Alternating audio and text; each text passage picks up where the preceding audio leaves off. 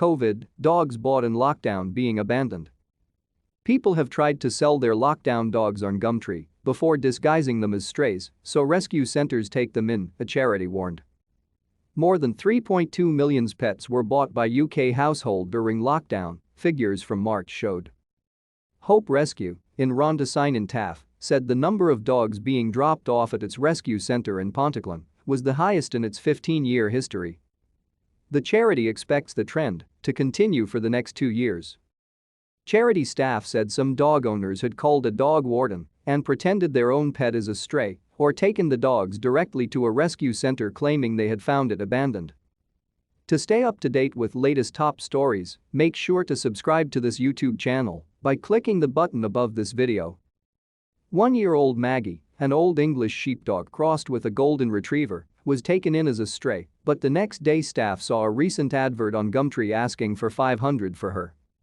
Sarah Rosser, head of welfare at Hope Rescue Center, said, "We have to take stray dogs, and so fake strays are jumping the queue ahead of dogs that really are abandoned. It is definitely unprecedented numbers at the moment."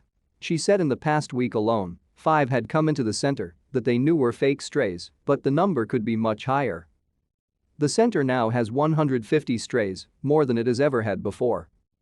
She said, "The rescues are full, and then the vets are ringing us saying is there any chance you can take them, because we're concerned that dog is going to be put to sleep." The center said these were desperate times and others like them were at crisis point. "Centers are at capacity," Ms. Rosser said, because of the increase in people who got dogs during lockdown and later realized they cannot look after them as life returns to normal. She added, "At the moment what we're hearing from all the rescue centers that we work with is that they are also full and that they are under massive pressure." Dogs arriving at rescue centers post-pandemic are said to have a higher incidence of health or behavioral problems, or both, making them more difficult to rehome. Often these dogs have no background information on these issues, which lengthens the adoption process.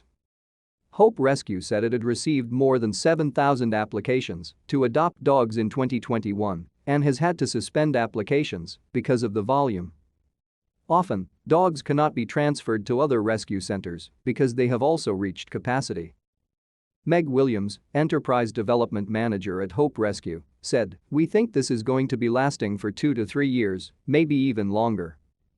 The problems are going to continue, not everyone is choosing the right dog for their household."